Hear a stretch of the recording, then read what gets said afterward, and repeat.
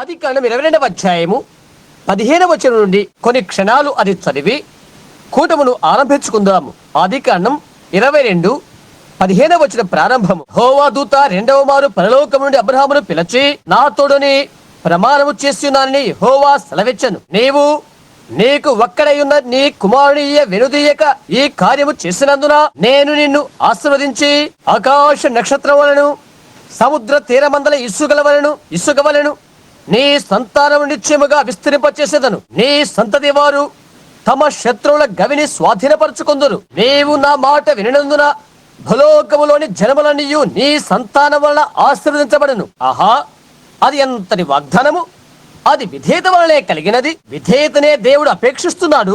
ఒకప్పుడు అది ఇలా వచించబడుతుంది: బలులు అర్పించుట కంటే ఆజ్ఞ గైకొనుట శ్రేష్టము అని. నీవు అర్పించే ఎలాంటి అర్పణల కంటే దేవునికి లోబడు అనేది శ్రేష్టమైన విషయము. ఈ రాత్రి వేళలో విశ్వాసమునకు తండ్రియగు మూల పురుషుడైన అబ్రహాము అను గణనీయమైన పాఠ్యాంశమును మనం ఎదుర్కొనబోతున్నాము. ఎందుకంటే అతడును అతని సంతానమును భూలోకమును స్వతంత్రించుకునే వాగ్దానాన్ని దేవుడు అబ్రహాముతో చేశాడు. అబ్రహాము వలననే మనము కూడా క్రీస్తులో చనిపోయిన వారమై అబ్రహాము సంతానముగా తీర్చబడి వాగ్దాన ప్రకారంగా ఆయనతో కూడా వారసులమై ఉంటున్నాము. అబ్రహాము కేవలము సామాన్య మానవుడే, ప్రత్యేకత ఏమీ లేదు. 75 సంవత్సరాలు అయ్యే వరకు ముందుగా అతన్ని పిలిచినట్లుగా మనకెక్కడా సాక్ష్యాధారాలు లేవు. అతనికి సగం సహోదరి అయిన అతని భార్య అప్పటికి 65 సంవత్సరాల వయస్కురాలై ఉంటుంది. బహుశా వారు చిన్న వయసు నుండి కలిసిమెలిసి ఉండేవారు. ఆమె గొడ్రాలు, పిల్లలు లేరు. లోకానికి తన రక్త సంబంధులకు సంపూర్తిగా ప్రత్యేకించబడినట్టుగా దేవుడు అతని పిలిచాడు. అతని కొరకు ఆయన ఒక ప్రత్యేక కార్యం చేయనై ఉన్నాడు. నీ కొరకు ఒక ప్రత్యేకమైన కార్యాన్ని దేవుడు చేయగోరినట్లయితే ఎటువంటి అపనమ్మకం నుండి కూడా నీవు ప్రత్యేకించబడవాలని ఆయన ఆజ్ఞాపిస్తున్నాడు. ఆయన చెప్పిన దానికి నీవు సంపూర్ణంగా విధేయుడు కావాలి. దేవుని ఆజ్ఞ అది. ఇంకో రీతిగా నీవు దాన్ని చేయకూడదు. దానికి ఒక మాదిరిని ఆయన ఉంచుతాడు. అదే ఆయన యొక్క మాదిరియే. దేవునితో నడిచే ప్రత్యేక జీవితము కొరకు కుటుంబానికి రక్త సంబంధులకు సంపూర్ణంగా ప్రత్యేకించబడవలే. సంవత్సరాలు సాగిపోయినవి, జరిగింది శూన్యం. అయినను అబ్రహాము అస్త్రుడు కాలేదు, భీతికి తావివ్వలేదు, అవిశ్వాసము చేత దేవుని యొక్క వాగ్దానాన్ని సందేహించలేదు. బలవంతుడై దేవునికి స్తుతులు చెల్లించుచున్నాడు. సంవత్సరం వెంబడి జరుగుతూనే ఉన్నది.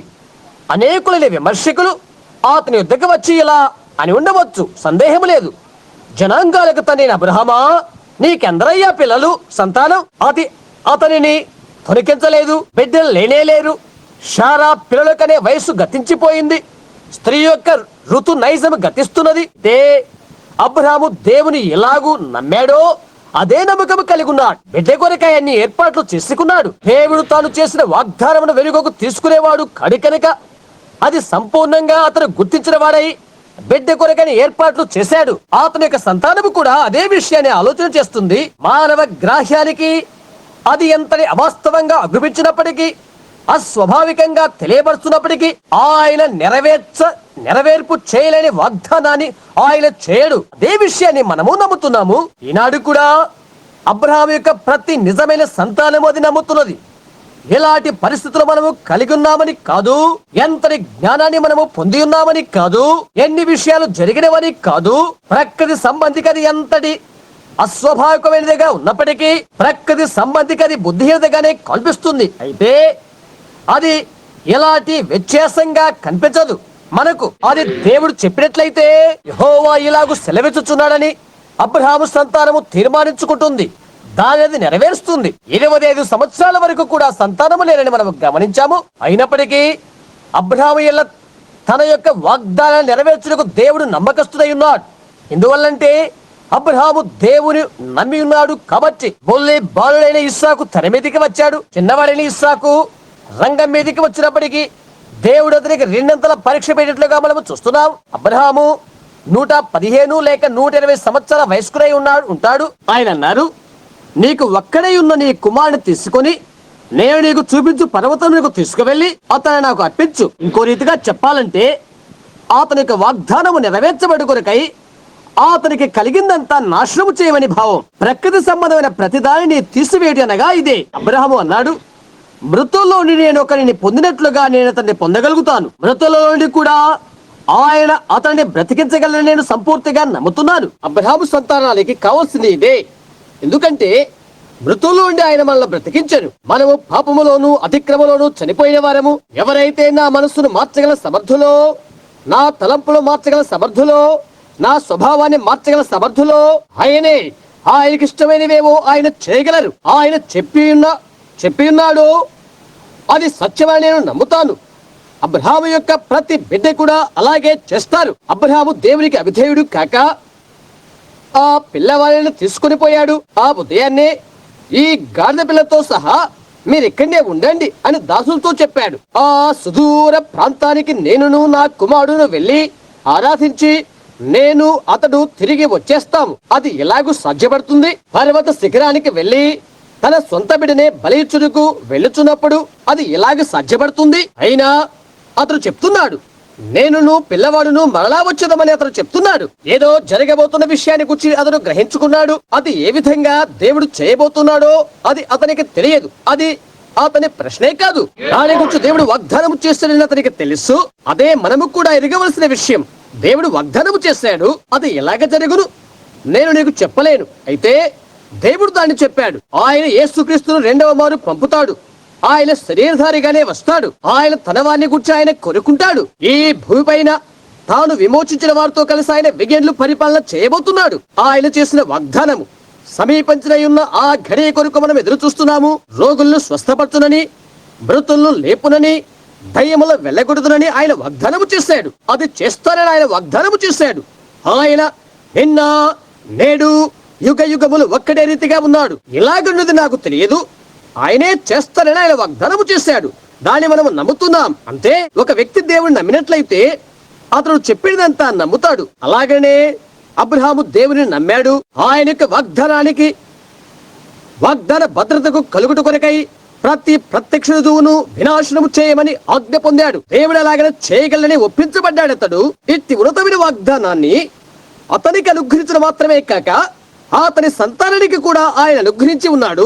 ఎందుచేతంటే అబ్రహాము నమ్మకస్తుడై ఉండి అతనికి దేవుడు చేసిన దేవుని వాగ్దానాన్ని కాపాడినాడు కనుక ఈ బిడ్డను తిరిగి బ్రతికించగలని ఎరిగి ఉండాడు. అందుచేత తన సొంత కుమారుని చెరుకు అతడు వెనుకాడలేదు. దేవుడు తన యొక్క కుమారుని ఇచ్చినందుకు ఇది ఒక పోలికై ఉంటుంది.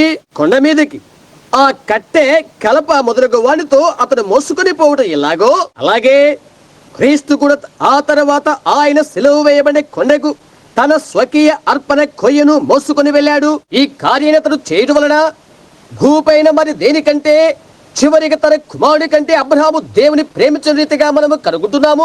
ఎవరేమి చేసిన దానికంటే, ఎవరేది చెప్పిన దానికంటే అతడు దేవుని ఎంతగానో ప్రేమించాడు.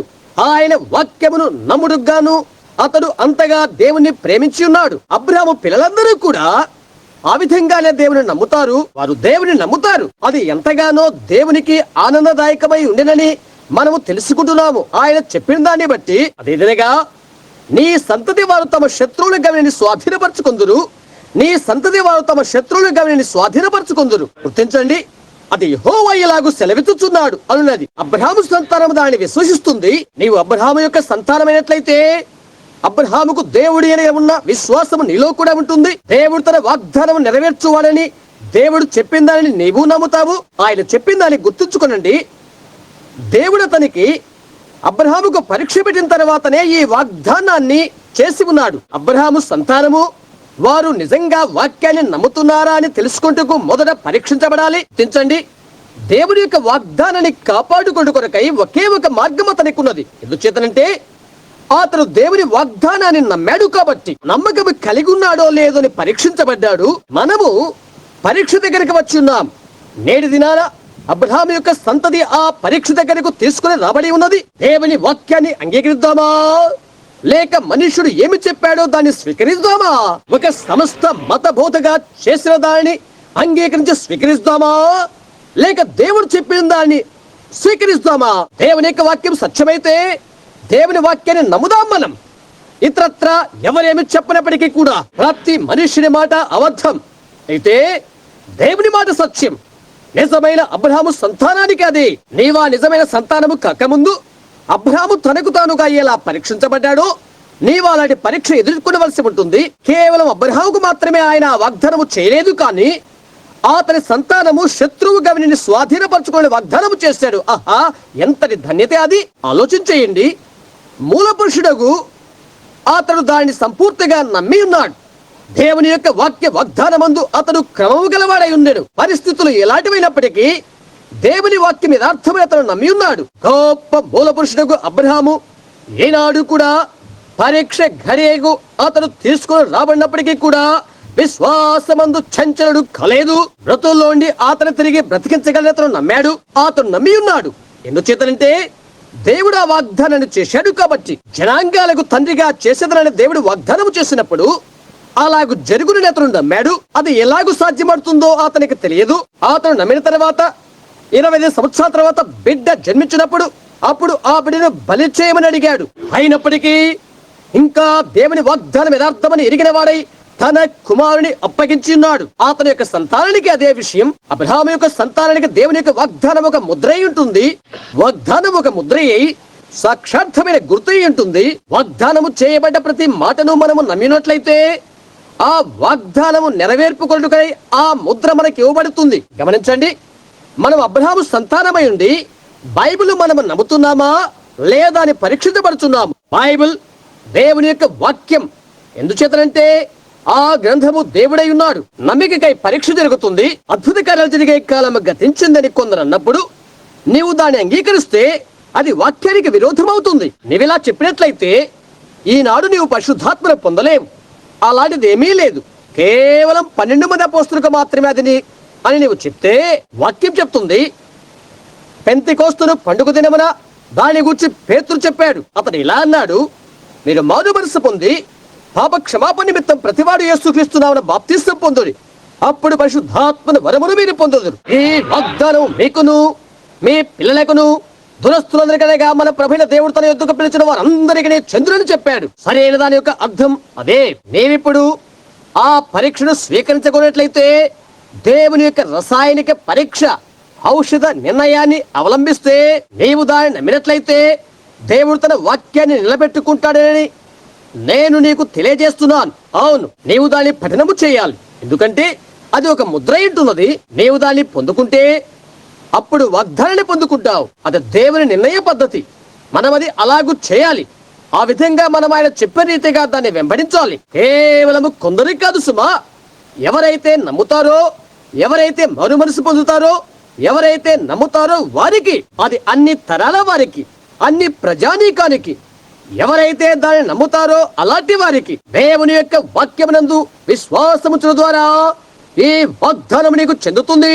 అటు తరువాత వాగ్దాన ముద్ర పొందడానికి నీవు శక్తిమంతుడు కాగలుగుతావు. మనము పొందిన ఆ వాగ్దానము, ఆ ముద్ర పరిశుద్ధాత్మ ముద్ర అయి ఉంటున్నది. అవును, అది నిజం. ఆ విధంగా ఆత్మరూపైన దేవుడు ఆయన వాక్యమును నీలో ఉంచి అలాగా నీలోకి వస్తారు. నీ లోపలికి వాక్యాన్ని స్వీకరిస్తే పరిశుద్ధాత్మ మాత్రమే దాన్ని జీవింపజేయగలుగుతున్నది. నిన్ను ఎదుర్కొనే ఆ శత్రువు యొక్క ప్రతి గవిని నీవు స్వాధీనపరచగలుగు వాగ్దానం నీకు చెందుతుంది. అవును, దేవుడు వాగ్దానము చేశాడు, అది జరుగుతుంది. గుర్తించు, నీవు అలాగునే చేయవలెను.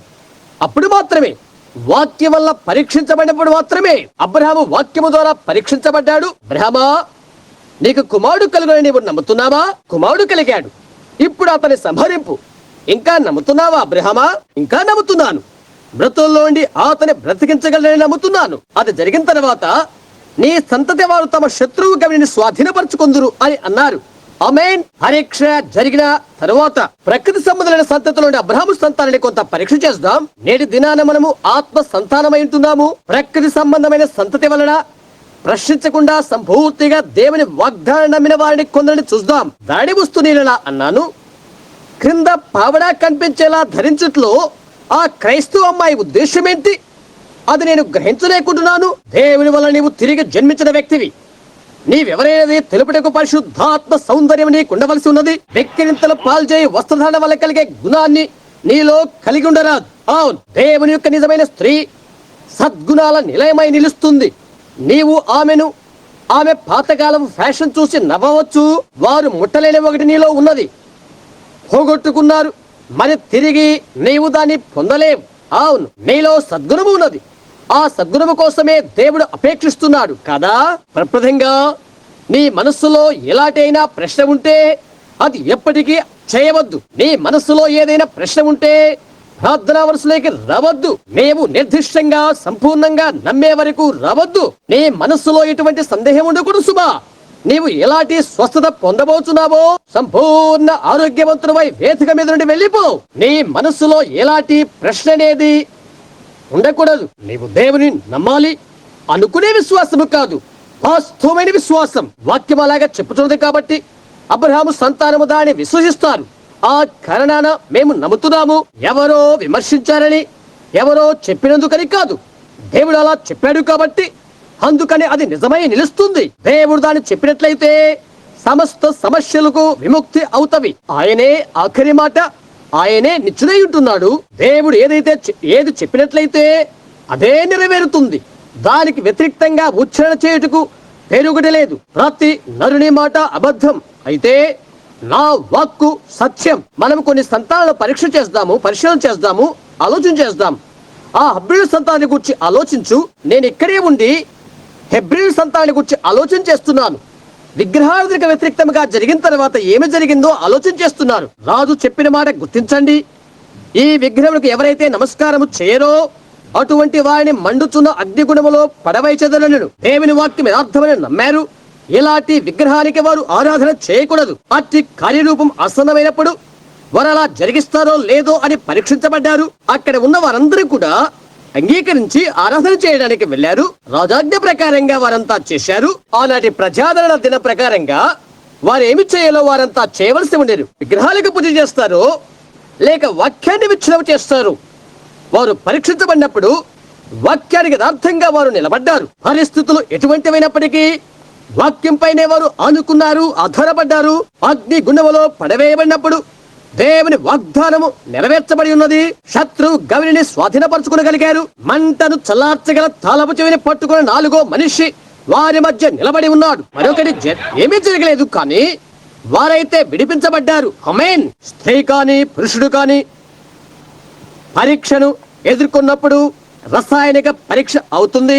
చూడండి, అగ్నిలో వారు పరీక్షించబడవలసి ఉన్నది. అలా జరిగినప్పుడు, అంటే వారు అగ్నిలో ఉన్నప్పుడు జరిగిన విషయం ఏంటంటే అగ్ని పరీక్ష బంధాలు విడిపోయినవి. వారు చేతులుకున్న బంధాలు తొలగిపోయినవి. అనేక సార్లు ప్రపంచ పలుమూలల బంధాలు మనలో పట్టుకున్నప్పుడు, బంధించబడినప్పుడు అగ్ని పరీక్షలు మన మీదకి వచ్చుటకు ఆయన అంగీకరిస్తారు. అక్కడే మనము తీర్మానము చేయవలసి ఉంటుంది. మనము దాన్ని చేసినప్పుడు పరీక్ష మాత్రమే ఆ కార్యము చేయగలదు. తీర్మానం అనే 2 రహదారుల మధ్య నిజమైన అబ్రహాము సంతానం నిలుచున్నప్పుడు దేవుని సేవిస్తానని తీర్మానము చేస్తాడు. అదే మన బంధాలను త్రుంచి స్వతంత్రులుగా చేస్తున్నది. సాతాను నీకు వ్యాధిని కలుగు చేసి ఉండవచ్చును, అతను నీకు మరొకటి ఇవ్వవచ్చును. 2 దారుల మధ్య మార్గాన నీవు దాన్ని పొందలేదని నీవేలా తెలుసుకొనగలవు? ఎటువంటి తీర్మానము చేయబోతున్నావు ఎరగాలి. అగ్ని గౌరవ వారు స్వాధీనపరుచుకున్నారు. ఆ అగ్ని వారిని కాల్చలేకపోయింది. అగ్నివాసన సహా వారికి అంటలేదు. వారు అబ్రహాము సంతానం అనే వారు ఎరిగి ఉన్నారు కాబట్టి దేవుని కొరకను ఆయన వాక్యము కొరకును వారు నిలబడ్డారు. శత్రు గౌరిని స్వాధీనపరుచుకున్నారు. మరి అగ్ని వారిని దహించలేకపోయింది. ఎందుచేతనంటే వారు గౌరిని స్వాధీనము చేసుకున్నారు. పిదప అతను ఒక ప్రవక్త ఉన్నాడు. అతని పేరు దానియేలు. నిజమైన ఒకే ఒకడు దేవునికి అతను ఉన్నాడు. అతను దేవుని సేవిస్తాడో లేదని పరీక్ష అతనికి కలిగినది. నిజమైన దేవుని ఆరాధించుడియా లేక అన్య దేవతను పూజించుడియా అని ఒక కాలం వచ్చినది. అలా చేయడానికి అతను నిరాకరించాడు. ఆ గుడ్డి వాటిని విసర్జించి అనుదినము తన దేవునికి ప్రార్థించాడు. అతడు అలా చేయడం ద్వారా దేశం యొక్క కఠిన చట్టముల శిక్షా స్మృతికి చిహ్నంగా సింహము బోలలో పడవేయబడ్డాడు. ఆకలితో ఉన్న సింహపు గుంపు అతని కొరకు ఎదురు చూస్తున్నది. అతను ఏమి చేశాడు? శత్రు యొక్క గవిని స్వాధీనపరుచుకున్నాడు. సింహాలు అతని భక్షించలేదు. దేవుడు అగ్ని స్తంభమైన దూతను పంపి అతనికి సింహములకు మధ్య నిలబడి ఉన్నాడు. నిజమైన ఒకే ఒక దేవుని ఆరాధన చేస్తాడో లేక డజన్ల కొద్ది అన్య దేవతల ఆరాధన చేస్తాడని పరీక్షించబడ్డాడు. అందువలన శత్రువు గవిని స్వాధీనపరుచుకున్నాడు. పరీక్షలో నిలబడ్డాడు. శత్రువు గవిని స్వాధీనపరుచుకున్నాడు. సింహం అతనికి ముట్టలేకపోయినది. దేవుడు అతనికి తోడుగా ఉన్నాడు కనుక, అతడు నిజమైన అబ్రహాము సంతానము కనుక దేవుని వాగ్దానము సత్యం వైపే నిలబడగలిగినది. మోషే మరో గొప్ప వ్యక్తి. దేవుడిచ్చే వాగ్దాన విషయంలో అతడు కూడా పరీక్షించబడ్డాడు. నీవచ్చరికి వెళ్ళినప్పుడు నేను నీతో కూడా ఉంటాను. వరము కలిగిన వారిగా నటించే వారి ఎదుట అతడు నిలబడి ఉన్నప్పుడు, అతడు అక్కడ ఉన్నప్పుడు మోషే చేయవలన ఆజ్ఞ పొందిన వరమును అక్కడ ఉన్నటువంటి వారు వరములు కలిగిన వారిగా నటించు ఎన్నే ఎంబ్రేలు అతనికి ఎదురయ్యున్నారు. దేవుడు అతన్ని పిలిచాడు. అది చేయాలని దేవుడు అతనికి ఆజ్ఞాపించాడు. అది అతను ఎరిగి ఉన్నాడు. దేవుడు ఏమి చేయాలని ఆజ్ఞ ఇచ్చాడో అతడు అక్కడ నిలబడి ఆ అద్భుతము చేశాడు. అదే విషయాలను చేయు నటించు వారిని కూడా అక్కడ ఉన్నారు. అయితే మోషేకు అట్టి వారిని గురించి భీతి ఏమీ లేదు. దేవుని వాక్యానికి యథార్థపరుడుగా అతను ఎక్కడ ఉన్నాడు. శత్రువు గవిని స్వాధీనపరుచుకున్నాడు. ఆమేన్. దేవుని వాగ్దానముకై యథార్థపరుడై నిలబడ్డాడు. ఎవరేమి అతన్ని పోలి చేయాలని అనుకున్నప్పటికీ అనవసరం. ప్రతి క్రైస్తవునికి అది ఎంతటి గుణపాఠము. నీవు చుట్టూ చూస్తున్నప్పుడు, నీవు ఒక వేషధారిని కనుగొన్నప్పుడు నీవు ఒకటి గుర్తుంచుకోవాలి. అతడు నిజమైన దానిగా పోలి నటిస్తున్నాడని గుర్తుంచుకోవాలి. దాని యథార్థం ఏమిటంటే నిజమైనది ఒక్కటే. దేవుని వాక్యము కొరకై యథార్థ వర్తనుడవై నిలబడు. ఏమి వచ్చినా రాకపోయినా పర్వాలేదు, ఆయన వాగ్దానాన్ని నిలబెట్టు. దానిలో నిజంగా వాక్యం పైపే ఆధారపడి ఉన్నాడు. ఎంతమంది అతని పోలి ఉండాలని నటించినప్పటికీ అది అనవసరం. అతను యథార్థవంతుడుగా నిలబడ్డాడు. అతను ఉద్దేశం కొరకు వచ్చాడు. ఇశ్రాయేలును ఐగుప్తు నుండి వాగ్దాన భూమికి తీసుకుని వెళ్ళుట కొరకై వచ్చాడు. ఐగుప్తును విడిచి వాగ్దాన భూమికి వెళ్ళి ఒక సమయం వచ్చినప్పుడు మార్గ మధ్యాహ్న మృత సముద్రం వారికి అడ్డు వచ్చింది. అతడు ఆ నీటి గౌనులను స్వాధీనపరుచుకున్నాడు. ద్వారాలు తెరవబడి సాగిపోయారు. నీళ్లు వెనుకకు పారిపోయినవి. మోషే అరణ్యంలోనికి ఎక్కడికి వారిని కొనిపోవాలని దేవుడు అతనికి ఆజ్ఞాపించాడో ఆ పర్వతానికి వారిని తీసుకుని పోయాడు. ఆమేన్. శత్రువు గవిని అతడు స్వాధీనము చేసుకున్నాడు. అతని పితరుడైన అబ్రహాము, అతని నిజమైన సంతానము శత్రువు గవిని స్వాధీనపరుచుకుందని వాగ్దానం పొంది ఉన్నారు. నీటి గౌనులు మోయబడినవి. అతను ముందంజ వేయలేకపోయాడు. అయితే అది అతని బాధ్యత. దేవుడు అతనికి చెప్పాడు కాబట్టి వారిని ఆ పర్వతానికి నడిపించబడవలసి ఉండెను. మార్గ మధ్యములో అడ్డు కూడా వచ్చినది. అతడు శత్రువు గవిని స్వాధీనపరుచుకున్నాడు. అటు తర్వాత కొంతకాలానికి యెహోషువ వరంతా కాదేశు బర్నాకు వచ్చినప్పటికీ అది ఆనాటి సర్వ ప్రపంచానికి న్యాయపీఠం. ఇశ్రాయేలు అతని న్యాయము తీర్చుకుంటూ కొరకై చేరు స్థానము అది. యెహోషువ, కాలేబులు మరి 12 లేక 10 మందిని మనము చూస్తున్నాము. వారు స్వాధీనపరచుకోబోతున్న భూభాగాన్ని వేగు చూచుట కొరకై ప్రతి గోత్రం నుండి ఒక్కొక్కరు పంపబడ్డారు. అతడున్న ఆ అజనుబహులను వారు చూచి 10 మంది ఎంతో భీతి చెంది, ఇది ఎంతో అసాధారణమైన విషయం, మనం స్వాధీనము చేసుకోలేం. మన ముందున్న వైరి ముఖను చూడండి. వారు తిరిగి తెచ్చిన వార్తను బట్టి చూడగా వారైతే చెడ్డ సమాచారం తెచ్చారు. ఈ భూమి మీకు దీనిని మీకు అనుగ్రహిస్తారని దేవుడు వారితో చెప్పినట్లయితే వారెందుకు చెడ్డ సమాచారాన్ని తీసుకుని రావాలి? ఐగుప్తులోనే ఆయన ఆ విషయాన్ని వారితో చెప్పాడు. నేను ఈ భూమిని మీకు అనుగ్రహించున్నాను. అది మంచి దేశము, పాలు తేళ్లు ప్రవహించు దేశం. అది ప్రత్యర్థులు అనేకులు కనిపించినప్పుడు 10 మంది మరల వచ్చి మనము స్వాధీనపరచుకోలేము అని చెప్పారు. యెహోషువ అతడు ప్రజలను నిమ్మలపరిచి ఇలా చెప్పాడు, దానిని స్వాధీనపరచుకుంటూ మనకు చాలు, మనము ఎక్కువ మంది. ఎందుకు అలా చెప్పాడు? అతడు వాగ్దానం వైపే దీక్షితుడై ఉన్నాడు. అతడు నిజమైన అబ్రహాము సంతానము. వ్యతిరేకులు ఎంతమంది ఉన్నప్పటికీ మనము గవిని స్వాధీనపరచుకోగలము. ఎందుకంటే దేవుడు వాగ్దానం చేశాడు కాబట్టి. అతడు అలాగే స్వతంత్రించుకున్నాడు. ఆ తర్వాత ఇశ్రాయేలు నదీ తీర ప్రాంతానికి తీసుకుని వచ్చినప్పుడు ఆ మహానది దగ్గర ఏప్రిల్ మాసాన వారు వచ్చినప్పుడు ఆ నది ఉప్పొంగి పారుతుంది. పర్వత శిఖరాల నుండి యోర్దాను ప్రవహిస్తూ పల్ల ప్రాంతాలు వ్యాపించి ఉన్నది. అతను ఇక్కడ ఉన్నప్పుడు ఆ సమయం భీభత్సంగా కనిపిస్తున్నది. అయినప్పటికీ అతడు అబ్రహాము సంతానమై ఉన్నాడు. అతనికి ఒక వాగ్దానం ఉన్నదని అతనికి తెలుసు. నెరవేర్చవలసిన బాధ్యత అతనిలో ఉన్నాడు. దాన్ని ఎలాగ చేయాలో దాని విషయమైన దర్శనం అతని కలిగి ఉన్నాడు. కాబట్టి నదీ ద్వారాలను అతను స్వాధీనము చేసుకునగలిగాడు. ద్వారాలు తెరవబడి నీళ్లు పర్వతాల వైపు గంతులు వేసినవి. ఇశ్రాయేలు జనాంగమంతా శత్రువు గవిని స్వాధీనము చేసుకున్నారు. మరి వారు వాగ్దాన భూమిలోకి అడుగుపెట్టారు. ఎందువల్లంటే దేవుడు అలా చేస్తానని చెప్పాడు కనుక, ఓ నిజమైన అబ్రహాము సంతానమా, సహోదరి సహోదరులారా, ఆ చోటికి వారు చేరుకున్నప్పటికీ 3 రథాలు ఒక్కసారిగా పరిగెత్తగల విషాత కలిగి ఎత్తైన గోడల ప్రకారముతో ఉన్నదా ఎరికో పట్టణము, అరువుగా తెచ్చుకున్న ఆయుధాలు, కత్తులు, కటారాలు, బండలు, బాదులతో ఈ ఇశ్రాయేలు ఎలాగ వారెక్కడికి చేరుకోగలుగుతారా? అతను ఎప్పటికీ కూడా అబ్రహాము సంతానమే. దాన్ని ఎలాగ స్వాంతనము చేసుకోవాలో ఆ దర్శనము దేవుడు అతనికి అనుగ్రహించాడు. ఇలాగ చెప్పినది భూర భూతము అని. ఆమేన్. అవును, అదే చేయాలి. భూరల ఊదుచు ముందుకు సాగిపోండి, మీ ఎదుర ద్వారాలు కూలిపోవునని చెప్పండి. ఆమేన్. అతడు అబ్రహాం యొక్క రాజ సంతానమై ఉన్నాడు. అతడు దేవుని యొక్క నిజమైన విశ్వాసి. నీ ఎదుట ద్వారములు కూలబడిపోవును, కేవలం బోర ఊది కేకలవే.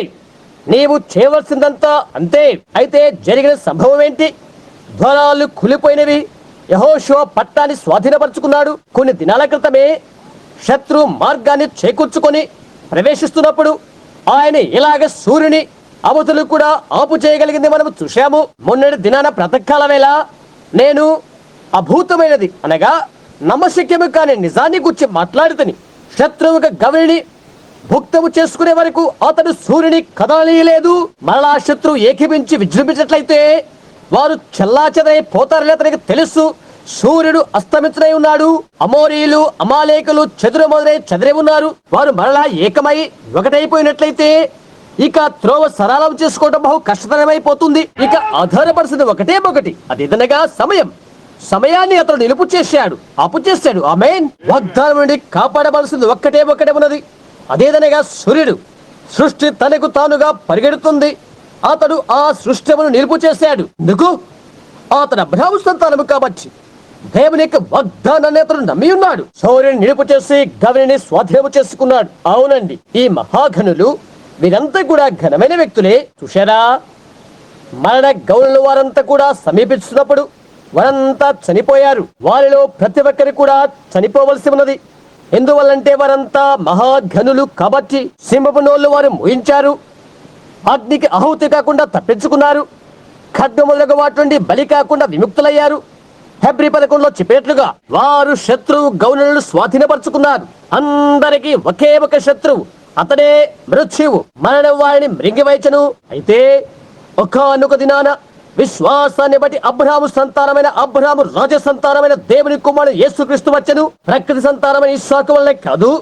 వారైతే వారి యొక్క పాత్రను నిర్వర్తించారు. చునైతే ప్రకృతి సంబంధి కాని ఒకరు వచ్చారు. చునైతే శరీర వాంఛల వల్ల కాని వారు ఒకరు వచ్చారు. ఇతరైతే కన్య వల్ల జన్మించిన వారు ఒకరు వచ్చారు. దేవుని కుమారుడు అబ్రహాము సంతానం. ఆహా, ఎంతటి ఘనుడో ఆయన! మిగతా అందరూ కూడా ప్రకృతిగా జన్మిస్తున్న వారే. ఈయనైతే కన్య ద్వారా జన్మించాడు. భూమి మీదకి ఆయన వచ్చినప్పుడు చేసిన ఘనకార్యం ఏంటి? సాతానుడు కలిగి ఉన్న ప్రతి శత్రువును ఆయన ఓడించాడు, సమస్తాన్ని జయించాడు. ఆయన చేసిందేంటి? ఆయన రోగమును జయించాడు. ఆయన ఉన్న దగ్గర రోగము లేదు. ఎక్కడ రోగమున్నదో దానిని ఆయన జయించాడు. జయించిన తరువాత ఆయన చేసిన పనేంటి? ఆయన మనకు తాళపు చెవులు అనుగ్రహించాడు. ఆమేన్. ఇలా చెప్పబడుతుంది, మీరు భూమి మీద ఏమి బంధిస్తారో పరలోకమందు అది బంధించబడని చెప్పాడు. ఆహా, ఆమేన్. అదే అబ్రహాము యొక్క రాజ సంతానానికి ఆయన చేసిన వాగ్దానము. పరిశుద్ధాత్మ మనలో ఉన్నారు.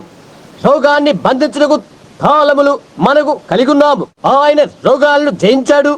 రోగము ఆయన సన్నిధిలో నిలవలేదు. అదే కార్యాన్ని చేటు కొరకై ఆ తాళపు చెవులు మనకు అనుగ్రహించి ఉన్నాడు. రోగమును జయించిన కొరకు మీరు భూమి మీద దేనిని బంధిస్తారో అదే నేను పరలోకమందును బంధించదను. అలాగే శోధన కూడా మన వలె ఆయన అన్ని విషయాల్లో శోధింపబడ్డాడు. ఆయన చేసిన పనేంటి? ఆయన దాన్ని జయించాడు. ఆయన మనకు చెప్పిన విధమేంటి? అపవాదిని ఎదిరించుడి, వాడు మీ యొద్ద నుండి పారిపోవును. మన కొరకే ఆయన రోగాన్ని జయించాడు. ఆయన మన కొరకై శోధన చేయించాడు. గౌనులను పగలగొట్టాడు. శోధకుని వద్ద నుండి తాళపు చెవిని స్వాధీనపరచుకొని అబ్రహాము సంతానమైన విశ్వాస చేతికి అవి అప్పజెప్పి ఉన్నాడు. వాడు మిమ్మల్ని శోధించినట్లయితే వారిని ఎదిరించుడి, అప్పుడు అతను మీ యొద్ద నుండి పారిపోవును. ఎంతటి ధన్యత! వాడిని ఎదిరించండి. ఆయన మృత్యువును పాతాళ లోకమును జయించి ఉన్నాడు. 3వ దినమున తిరిగి లేచాడు. నేను జయించుదనని చెప్పాడు. నేను జీవించుచున్నాను కనుక మీరును జీవించెదరు. ఆహా, ఎంతటి వాగ్దానం అది! అది అబ్రహాము యొక్క సంతానానికి. మనము నీతిమంతులుగా తీర్చబడు కొరకై ఆయన సమాధిని జయించి 3వ దినమున తిరిగి లేచాడు. ఆయన తిరిగి లేచాడు కనుక ఆయన మనకు నీతి అయ్యాడు. తద్వారా మనకు ఫలమేంటి? ఆయనే వ్యాధిని జయించాడు, ఆయనే మృత్యువును జయించాడు, ఆయనే పాతాళమును జయించాడు, ఆయనే సమాధిని జయించాడు, శోధన జయించాడు. ఓ ఇప్పుడు మనల్ని ప్రేమించి మన కొరకు తన ప్రాణములు అర్పించిన వారి ద్వారా మనం ఎంతో జయశీలమై ఉన్నాం. అబ్రహాము యొక్క రాజ సంతానమై ఆయనలో ఉన్న దేవుని ఆత్మ మనలో ఉండుట వలన మనము జయశీలుడమే. ప్రతి ద్వారము మన కొరకే జయించబడి ఉన్నది. మనము చేయవలసిన విషయం ఏంటంటే మనము దానిని స్వాధీనపరచుకోవాలి. అది ముందుగానే జయించబడి ఉన్నది. రోగము ఓడించబడిను, మరణము ఓడించబడి ఉన్నది, నరకము ఓడించబడి ఉన్నది, సమాధి ఓడించబడి ఉన్నది, సమస్తమును ఓడించబడి ఉన్నది. ఆయన కృప వలన ఆ తాళపు చెవులను మనము కలిగి ఉన్నాం. యేసుక్రీస్తు నామమున నేను వచ్చుచున్నానని చెప్పి ఆ తాళము తీయుటకు భీతి చెందుతున్నావా? నా నామమును బట్టి తండ్రిని అడుగుడి, నేను ఆయన్ను ప్రేమిస్తున్నాను. 2000 సంవత్సరం దాటి ఉన్నప్పటికీ దేవాలయపు తెరను రెంటిగా చీల్చిన మహా జయశీలుడు ఆయన మన మధ్య ఉన్నాడు. ప్రతి వ్యాధిని, ప్రతి బాధను, సమస్తమును ఆయనపై మోసుకున్న వారై, మన ప్రతి బలహీనతను సిలువలో భరించిన వారై, ప్రతి రోగము, సంకటము దానిపైన జయశీలుడై మన నీతిమత్వం కొరకై మరణమును జయించు తిరిగి లేచాడు. సజీవుడగు యేసుక్రీస్తుగా తన్ను తాను ప్రత్యక్షపరచుకుని కొరకై 2000 సంవత్సరాల తర్వాత సజీవుడుగానే మన మధ్య నిలబడ్డాడు. సమస్తానికి వారసులైన అబ్రహాము రాజ సంతాన మధ్య సజీవుడుగా ఆయన ఉన్నాడు. ఆహా, ఎవరైతే పరీక్షలో నెగ్గుతారో, వాగ్దాన వాక్యం వల్ల ఎవరైతే పరీక్షలు నెగ్గుతారో వారే. నీవు వాక్యాన్ని నమ్మినట్లయితే అలాంటప్పుడు నీవు కూడా అబ్రహాము సంతానానివే. దాని దగ్గరికి నీవు అలా రాగలుగుతావు. వాక్య పరీక్షను నీవు స్వీకరించినట్లయితే, నీవు ఏ కొద్దిగానైనా అనుమానించినట్లయితే నీవు పూర్తిగా నమ్ముటలేదు. దేనిలో నీవు నమ్ముటలేదు కాబట్టి ప్రార్థనా వరుసలోకి రావద్దు. దేవుని యొక్క వాక్యం సత్యమని నీ వెరిగే కృప నీవు పొందకపోతే నీవు వేదిక యొద్ద బుద్ధిహీనుడిగా ఉన్నవాడివే అవుతావు. అవిశ్వాసమనే అడ్డుదలని ఒక్కసారిగా చీల్చివేసినట్లయితే అప్పుడు నీవు మృత్యువు, పాతాళము, సమాధి యొక్క తాళాలు నీ చేతిలో నీవు ఉంచుకోగలుగుతావు. ఎందుకంటే నీ కొరకై జయించిన జయశీలని నీవు పొంది ఉంటున్నావు. అప్పుడు నీవు హెబ్రీ 13:8 చెప్పబడిన రీతిగా యేసుక్రీస్తు నిన్న, నేడు, యుగ యుగములు ఒక్కడే రీతిగా ఉన్నాడని చెప్పబడిన దాన్ని నీవు కలిగి ఉంటావు. అది మనకి ఎలా సాధ్యము? నేటి దినాన ప్రజలలాగా చెప్తుంటారు, ఆహా నేను చెప్తాను ఆయన ఈ విధంగా ఉంటాడంటారు. ఆయనైతే ఒక్కడే రీతిగా ఉన్నాడని బైబిల్ తెలియజేస్తుంది. ఓ అప్పుడు చేసిన రీతిగా ఈ రోజుల్లో ఆయన చేయడు అంటారు. ఆయన వాక్య ప్రత్యక్ష రుజువులతో ఇప్పుడే ఆ విషయం మనం చూద్దాం. అది ఏమి చేస్తుంది? దాని ముడతకు అదే మరలా అంటుకపోతుంది. ఆమేన్. నిజమైన అబ్రహాము సంతానం దాన్ని విశ్వసిస్తుంది. దాన్ని వారు ఎరుగుతారు. లోతు దినాల్లో అబ్రహాముని కలుసుకొని అద్భుతాన్ని చేసిన దేవుడు ఆయనే ఈ రాత్రి వేళలో మన మధ్య ఉన్నాడు. గుడారములో ఆయన వెలగాల ఉన్న శారా జీవితంలో చేసిన అద్భుతం వలె చెప్పిన విధంగానే ఆయన రాకడికి ముందుగా రాజ సంతానమైన సంఘము కూడా అదే విషయాన్ని చూడగలదని యేసు వాగ్దానము చేశాడు. అదేంటి? అది జరగనయ్యున్నదని దేవుడు వాగ్దానం చేశాడు. యేసు నిర్ధారణ చేశాడు అలాగే జరుగుతుందని. 2000 సంవత్సరాల గతించిన తర్వాత ఆయన మన మధ్య ఉన్న రీతిగా అదే ఘన జయశీలుడిగా మనము ఆయన చూస్తున్నాము. మరణాన్ని, నరకాన్ని, సమాధిని, సమస్త మూఢనమ్మకాన్ని ఆయన జయించాడు. వాక్యాన్ని తీసుకొని, అవును మీరు నా యందు నిలిచినట్లయితే, నా మాటలు మీ యందు నిలిచినట్లయితే మీకేది ఇష్టమో నన్ను అడుగుడి, అది మీకు అనుగ్రహించమని ఆయన చెప్పాడు. అదేంటి? వాక్యము క్రీస్తు అదే మీ హృదయంలో ఉండవలే. మీరు నా యందు నిలిచినట్లయితే నా మాటలు మీ యందు నిలిచి ఉండరు. అప్పుడు సమస్తాన్ని మీరు జయించగలుగుతారు. ఎందుచేతనగా నేను మీ కొరకు దాన్ని జయించున్నాను కాబట్టి. మీరు నా యందు నిలిచిన వారైతే, మీరు నన్ను గ్రహించగలిగితే, మీరు నా యందు నిలిచిన వారైతే, నా యందు విశ్వాసముచ్చువాడు నన్ను చేర్చుకొనును. నమ్మినానని అనుకోవడము కాదు, నన్ను చేర్చుకొనును. నా మాటలు ఆలకించిన వాడు నా మాటలు గ్రహించును. నన్ను పంపిన వాని యందు నమ్మినవాడు నిత్యజీవము కలిగిన వాడగును. మరి ఏ శోధనలేకి, శిక్షా విధులేకి రాక మరణములోని జీవులోనికి దాటి ఉన్నది. అక్కడే సుధీరుడై జలశీయుడైన ఆయన ఉన్నారు. ఇప్పుడు ఆయన ఇక్కడే ఉన్నాడు. నిన్న, నేడు, యుగ యుగములు ఒక్కడే రీతిగా ఉన్నవాడై ఉన్నాడు. అబులో నుండి బయటకు పిలువబడిన అబ్రహాము సంతానం మధ్య ఆయన ఉండును. సదమాల నుండి, లోకము నుండి ప్రత్యేకించబడిన బయటకు పిలవబడిన వారి మధ్య తన వాగ్దానం నెరవేర్చును. 2000 సంవత్సరాల తర్వాత కూడా ఈ రాత్రి మన మధ్య బలము గల జయశీలుడుగా మన మధ్య నిలుచున్నాడు. హృదయ ఆలోచన తలపులను ఎరిగిన దేవుని యొక్క వాక్యముగా ఈ నిషేధ వేళలో మన మధ్య నిలుచున్నాడు. అదేంటి? నీ యొక్క సంతానము శత్రువు గవిని స్వాధీనపరచుకొనును. అదేంటి? అది వాక్యం మీద నమ్మకము గల అబ్రహాము యొక్క రాజ సంతానము వాక్యము. మరియు అది వాక్యము, వాక్యమే దేవుడై ఉన్నాడు. దాన్ని మనము కనుగొన్నట్లయితే ఒకనాటి పద్యకారుడు వలె ఇలా గాలలాపన చేయగలము. జీవించి నన్ను ప్రేమించాడు, చనిపోయినను రక్షించాడు, పాతి పెట్టబడిన పాపాలు దూరానికి మోసుకొని పోయాడు, తిరిగి లేచి నన్ను ఉచితముగా నీతిమంతులుగా తెచ్చాడు. ఒకానొక రోజు రాబోతున్నాడు, ఎంతటి మహిమకరమైన దినమది. ఒకరన్నారు, అబ్బాయి నువ్వు పెద్దవాడైపోతున్నావు అని అన్నారు. నేను దాన్ని ఆపలేను. నేను నా బాల్య దినాల మొదలుకొని నా యొక్క నిరీక్షణ ఇదే. నేను యేసుక్రీస్తు యొక్క రాకడను చూడాలి. అందుకొరకే నా బ్రతుకు నేను సమర్పణ చేసుకున్నాను. పొద్దున్నైపోయి నేను ఇంకా ఈ వేదిక మీదనే ఉన్నాను. నేను ఇంకా ఆ కథనే నమ్ముతున్నాను. వారిని స్వీకరించిన కొరకై పరలోకమును దిగి వచ్చే యేసుక్రీస్తును కూర్చే ఆలోచన చేస్తున్నాను. అది ఘనమైన విషయం. ఓ దేవా, ఇలా మనం పాటపాడులో మరి అతిశయోక్తి లేదు కదా. యేసు నామముల శక్తిని అందరూ ఆర్పడించి కొలవడి దూతగణములెల్లా సాగిలపడుదురు కాక. ఆది కిరీటము తెచ్చి అందరికి ప్రభువునకు అభిషేకము చేయి. ఎందుకని ఆయనే మహా జయశాలి కాబట్టి. మీరు ఆయనలో ఉన్నట్లయితే మీరు ఆయన వాక్యములో ఉన్నారు. ఆయన చెప్పాడు, మీరు నాలో నిలిచినట్లయితే మీకేది ఇష్టమో అడుగుడి, ప్రతి ద్వారము ముందుగానే గెలవబడి ఉన్నది. అప్పుడు మనం ఈ విధంగా అనవచ్చు, గ్రంథమందుల ప్రతి వాగ్దానము, ప్రతి అధ్యాయము, ప్రతి గీతములోని భావము నావే. ఆయన దైవావేశముల కలిగిన ప్రతి వాక్యము, గ్రంథమందుల ప్రతి వాగ్దానము నావే. స్నేహితులారా, దాని భావం ఏంటో మీకు తెలుసా?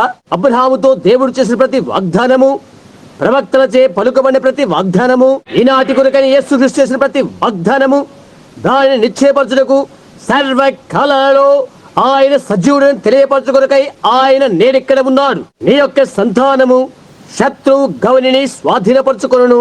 మరణ ఘడియ ఆసన్నమైతే దాని విషయం ఏంటి? దానిని సహా నీవు స్వాధీనపరచుకొనగలవు. పౌలు ఇలా చెప్తున్నాడు, ఓ మరణమా నీ విజయం ఎక్కడ? ఓ మరణమా నీ ముల్లెక్కడ? ఆయనను మహా జయశాలి అయిన యేసుక్రీస్తు మూలముగా మనకు జయం అనుగ్రహించిన దేవునికి స్తోత్రము కలుగును కాక. దూత గణానెల్లా సాగిలపడి రాజ మకుటము తెచ్చి అందరికి ప్రభువుకు ఆయనను కిరీటధారిగా చేయదము. ఈ రాత్రి 2000 సంవత్సరాల తర్వాత ఆయన బలశాలి అయిన జయశీలుడిగా ఆయన చూస్తూనే ఉన్నాము. దేవునిటువంటి వాగ్దానానికి మనను వేరుపరిచిన, అడ్డుతలను చీల్చవేసిన ఘనుడైన జయశీలుడగు ఆయనలో మనమెంతో విజయశీలుమై ఉంటున్నాము. ప్రార్థించుకుందాము. పరలోకమందున్న మా తండ్రి, అశుద్ధాత్మిక సన్నిధానములో మేము రాత్రి నిలబడి ఉన్నాము. రాజ సంతానమైన అబ్రహాము సంతానం పైకి పంపెదనని వాగ్దానం చేయబడిన పరిశుద్ధాత్మ అను ఆ మహావ్యక్తిని యేసుక్రీస్తు సన్నిధిలో మేము రాత్రిలో నిలబడి ఉన్నాము. ఓ దేవా, నిన్నెరుగుని స్త్రీ గాని, పురుషుడు గాని, లేక బాలుడు గాని, బాలిక గాని ఇచ్చిన ఉన్నట్లయితే అట్టివారుని యొక్క వాక్యమును గురించి అది సత్యమా కాదా అని మనో ఆందోళన కలిగిన వారుగా ఉన్నట్లయితే అట్టి వారి కొరకు ప్రార్థిస్తున్నాం. వాగ్దానం చేసిన ఓ మహోన్నతులకు దేవా, ఈ రాత్రిలో ఇచ్చుకు దయచేయండి. ప్రభువా, నీవొక గొప్ప వాగ్దానం చేసి ఉంటేవి, ఆ వాగ్దానాన్ని నెరవేర్చండి. నేను తండ్రి యొద్దకు వెళ్ళుచున్నాను కనుక నా యందు విశ్వాసముంచువాడు నేను చేసిన కార్యములను చేయను, వాటికంటే గొప్పవి చేయని నీవు ఒక వాగ్దానము చేశావు. తండ్రి దేవా, నీ వాక్యము నీవు నిర్ధారణ చేయమని మేము ప్రార్థిస్తున్నాము. ఈ రాత్రిలో అనేకులైన అబ్రహాము సంతానం వ్యాధిగ్రస్తులుగా ఇక్కడ ఉన్నారు.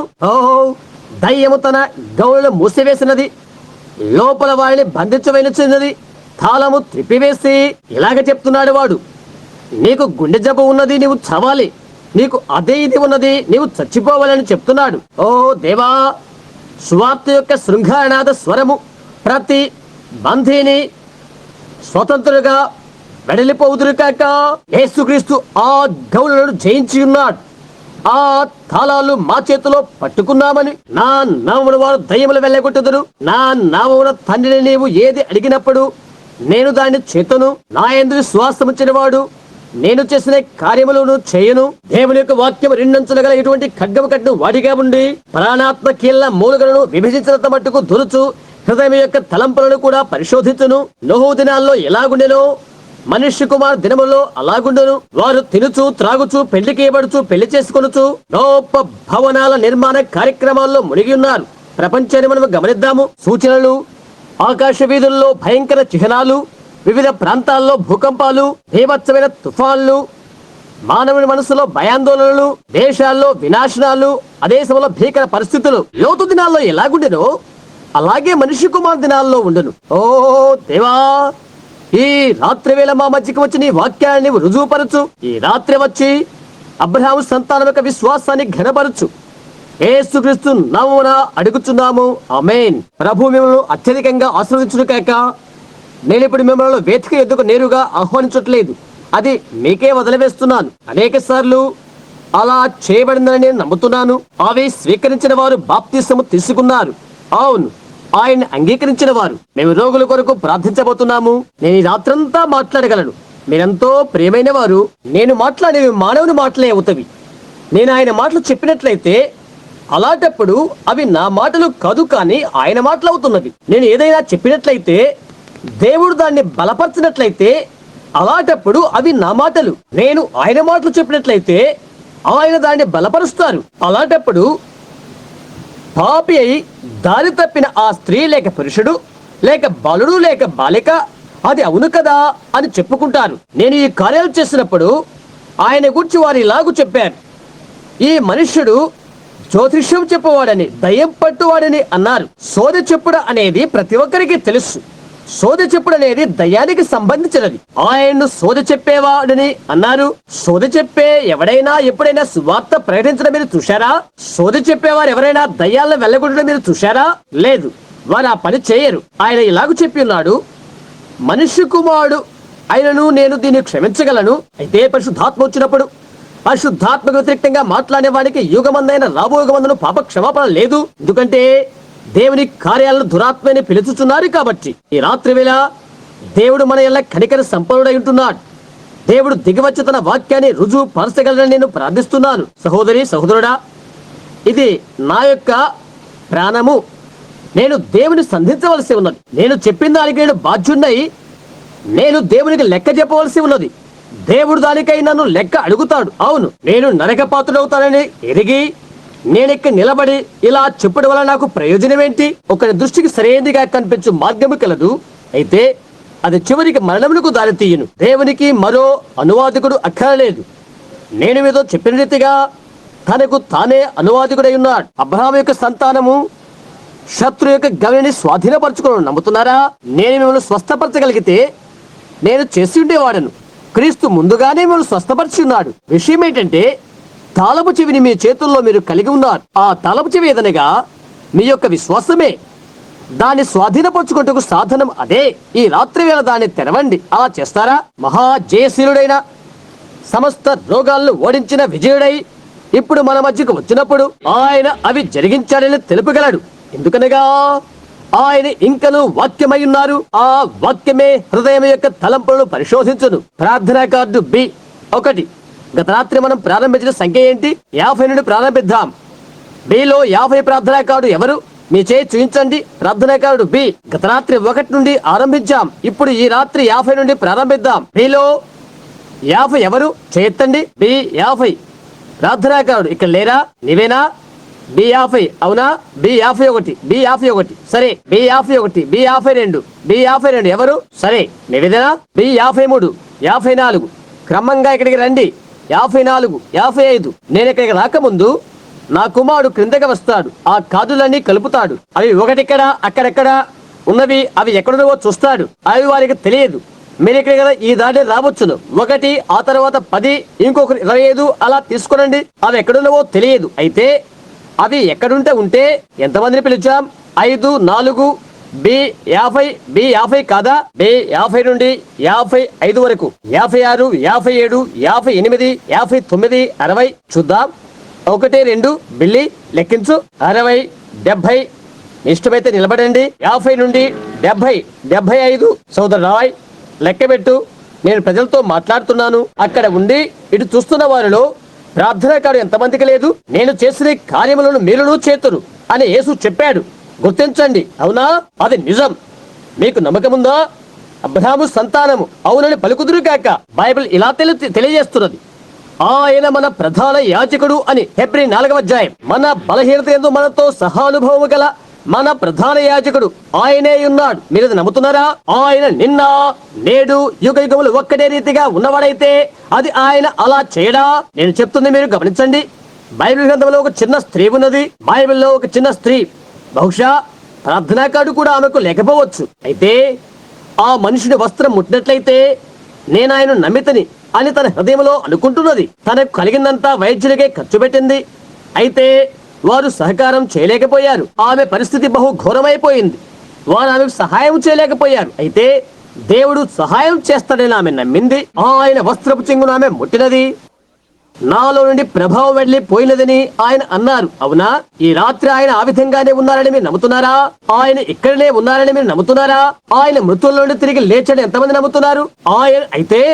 ఆయన మృతుల నుండి తిరిగి లేచాడు ఎట్లు రుజువు చేయగలుగుతారు? ఒక ప్రఖ్యాత బాప్టిస్ట్ వ్యక్తి ఈ మధ్యన నా ఎద్దుకు వచ్చి నాతో ఇలా చెప్పాడు. సోదరు బ్రహాం, అది చెప్పిన ఒక మహామణి ద్వారా నేను ఒకప్పుడు ఓడిపోయానన్నాడు. అతడు చెప్పాడు, ఆయన తిరిగి లేచినట్లయితే అలాంటిది తిరిగి చేస్తానని ఆయన వాగ్దానం చేశాడు. అది చేయటం మనం చూద్దాం.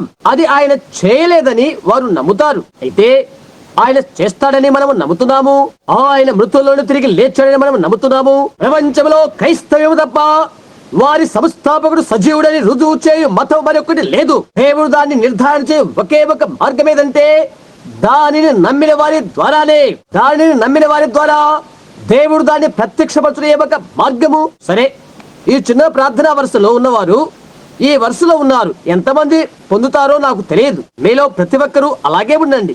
మీ స్థలాల్లోనే ఉండండి, కదలవద్దు. ఈ వైపు చూచి ప్రార్థిస్తులా చెప్పండి, ప్రభువైన యేసు, నేను నమ్ముతున్నాను. ఆయన నాతో చెప్పినది మీరు గుర్తుంచుకోనండి. గుర్తుంటుంది. ప్రజలను ఎలా నమ్మకము చోట్లుగా నీవు చేసుకోగలిగితే, నీవు విధేయతతో ప్రార్థించితే 15 సంవత్సరాల నుండి ముందు వెనకాల దేశం యొక్క అన్ని మూలల ఏ ఒక్క పర్యాయము కూడా అపజయము కలగలేదు. అది అపజయముందదు. దేవుడు చేయలేని ఒకటి ఉన్నది, అనగా అపజయము నొందుట. ఆయన వాక్యాన్ని నిలబెట్టుకుంటాడు. నేనది నమ్ముతాను. నేను ఇక్కడ నిలబడిన దానికంటే ఎక్కువగా నేనది నమ్ముతాను. ఈ భవనంలో ఉన్న దానికంటే ఎక్కువగా నేనది నమ్ముతాను. అది ఎండమావి అవుతుంది, కలగా నిలిచిపోతుంది. నా ఆత్మలో దేవుని కుమారుని యేసుక్రీస్తు జీవిస్తున్నాడని నాకు తెలుసు. నీవు అబ్రహాము కుమారుడవై ఉండి, నీవు క్రీస్తునందు మృతుడవై ఉండి, నీవు అబ్రహాము సంతానమై ఉన్నావు. వారు కొన్ని చేతి రుమాలు ఇక్కడికి తెచ్చున్నారు. నమ్మిన ప్రజల ద్వారా అముఖమైన జయము చేకూర్చబడుతుంది. వారిని సంసిద్ధపరుస్తుండగా మనము తల్ల వంచి వీటి కొరకు ప్రార్థన చేద్దాం. పరలోకమందున్న తండ్రి, నీవు చెప్పిన ప్రతి వాక్యము సత్యమని నమ్మిన ప్రజలు ఉన్నారని బైబిల్లో నుండి మేము ప్రబోధించబడి ఉంటుమి. ప్రభువా, కొన్నిసార్లు తాళపు రంధ్రములో తాళపు చెవితో తొనికిసలాడి దాని గురి తప్పి రంధ్రము చేసి ముక్క తునకలు చేసిరి. అయితే అది అక్కడే ఉన్నదని వారు నమ్మి ఉన్నారు. వారు అలాగే దాన్ని తడవుదురు కాక అక్కడ ఉన్నదని వారే కనుగొంటారు. ఆ తాళపు చెవే వాస్తవమైన తాళపు చెవి. నీవు నమ్మితే సమస్తము సాధ్యమే. ఇప్పుడే ఆ పాట పాడి వాయించబడి ఉన్నది బైబిల్ గ్రంథమందు. అది ఇలాగ తెలియచేయబడినది. పౌలు తన శరీరం నుండి వస్త్రములు చేతి రుమాలు తీసి వ్యాధి బాధలతో ఉన్న వారి యొద్దకు పంపించాడు. ప్రజల్లో ఉండి దురాత్మలు వెళ్లిపోయినవి. వారు స్వస్థత పొందింది. పరిశుద్ధుడైన పౌలు, నీతో కూడా ఉన్నాడని మేము ఎరిగిన్నాము ప్రభువా. అది అతనిది కాదు, కానీ అది నీదే ప్రభువా. అతనిలో ఉన్న క్రీస్తే ఇక జీవించు నేను కాను, నా యందు క్రీస్తే జీవించుచున్నాడని అతను చెప్పిన్నాడు. ఇప్పుడు ఈ జనాంగానికి నీవేలాగున్నావో ఈ రోజు అలాగే నీవు క్రీస్తువై ఉన్నావు. నేను ఇక్కడ చేతి రుమాళ్ళు ముట్టి ప్రార్థిస్తుండగా ప్రతి శత్రువును నీవు పారదోలమని ప్రార్థిస్తున్నాను. శత్రువు ఓడిపోయాడని ఎరుగునట్లు వారికి విశ్వాసాన్ని అనుగ్రహించండి. మేము ఇప్పుడే మాట్లాడుకుని ఉన్న రీతిగా ఒకప్పుడు ఇశ్రాయేలు వారి విధి నిర్వహణలో ఉన్నప్పుడు ఎర్ర సముద్రం వారి వాగ్దానాన్ని ఛేదించి వేశాను. ఓ గ్రంథకర్త ఇలా చెప్పాడు, ఆ అగ్ని స్తంభంలోని దేవుడు ఉగ్గుడై చూశాడు. సముద్రం భీతి చెంది తన గౌలను తెరవగా వారు దాటిపోయారు. యేసుక్రీస్తు రక్తంలో గుండా ఈ రాత్రి క్రిందికి చూడు. ఈ చేతి రుమాల రోగులపై ఉంచగానే ఈ రాత్రి వారి కొరకైన మా విశ్వాస ప్రార్థన శత్రువు చుచ్చుడుగాక. ప్రతి ఒక్కరూ యేసుక్రీస్తు నామమున విడుదల పొందుదురుగాక. ఆమేన్. మీరు కదలకుండా అలాగే ఉండాలని ఆశిస్తున్నాను. మైక్ దగ్గర ఎవరున్నప్పటికీ మీరు పైకి రావాలి. ఎందుకంటే పరిశుద్ధాత్మ ఇది చేసినట్లయితే ఆయన చేయును అని చెప్పట్లేదు. సరే, ఎవరైనా ఇక్కడికి వచ్చి రోగులను స్వస్థపరచు శక్తి వారికి ఉన్నదని చెప్పినట్లయితే అలాంటిది నమ్మవద్దు. శక్తి అంతా క్రీస్తుదే. ఆయనే జయశాలి, నీవు నేను కాదు. ఆయన చేసిన దాన్ని మనము కేవలం అంగీకరిస్తున్నాము. ఏ మనుషుడికి కూడా రక్షణ ఇచ్చి స్వస్థపరిచే శక్తి వారికి లేదు. ఈ లోకముందున ప్రతి వ్యక్తికి వారి మూల్యం చెల్లించబడవలసినది చెల్లించి వేయబడి ఉన్నది. ఇలాగూ మన అపరాధముల నిమిత్తం ఆయన గాయపరచబడెను, ఆయన పొందిన దెబ్బల చేత మనకు స్వస్థత కలుగుతున్నది. నీ స్వస్థత కొరకై చెల్లించబడి ఉన్నది. నీ రక్షణ కొరకై చెల్లింపు చేయబడి ఉన్నది. అది అంగీకరించి వచ్చుటకు నీకు విశ్వాసమున్నదా? అంతే. నీవు అబ్రహాము సంతతివైతే దేవుడు అది వాగ్దానం చేసి ఉన్నాడు. నిన్ను రక్షించడానికి నీలో ఒకటి అక్కడే ఉన్నది. సరే, వరమనగా ఏంటి? బయలు వెళ్లి ప్రజలను స్వస్థపరచడమా? కాదు. వరమనగా నిన్ను నీవుగా ప్రక్కకు తప్పుకుంటే దేవుడు నిన్ను వినియోగించుకుంటుంటాడు. యేసుక్రీస్తు చెప్పిన ప్రకారంగా ఆఖరి సూచనను ఆయన వాగ్దానము చేశారు. సదమా కాలిపోక ముందు సదమా దినములు ఎలాగుండునో ఇతరత్రా విషయాలు జరిగినప్పుడు కాదు, లోతు తదితరులు సువార్త ప్రకటించని అదే కాదు, అది కాలిపోక ముందు దేవుడు నరుని రూపములో వచ్చాడు. ఎవరైతే వాగ్దాన పాత్రలో అట్టి అబ్రహాము తదితరులకు ఏర్పరచుకున్న సంఘములకు క్రమపరచులుగా వచ్చాడు. ఇప్పుడు గుర్తించండి, కేవలము అబ్రహాము సంతానము మాత్రమే స్వీకరించారు. యేసు చెప్పాడు, కొంత కాలమైన తర్వాత లోకము నన్నెన్నడూ చూడదు, మీరు నన్ను చూతురు. యుగ పర్యంతర వరకు నేను మీతో కూడా ఉందును, మీలో ఉందును. అయితే ఆయన వాగ్దానము చేశాడు. ఆయన తిరిగి రాకమునుపు సొదొమలో ఎలాగుండెనో సొదొమ ఏమి పొందుకుంటుందో చూడు, ఏర్పరచుకున్న సంఘం ఏమి పొందుకుంటుందో చూడు.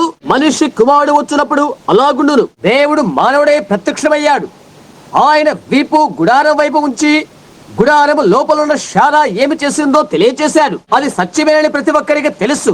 అయితే చేయెత్తండి, అవునది వాస్తవమే. ఇప్పుడు ఆయన వాగ్దానం చేశాడు.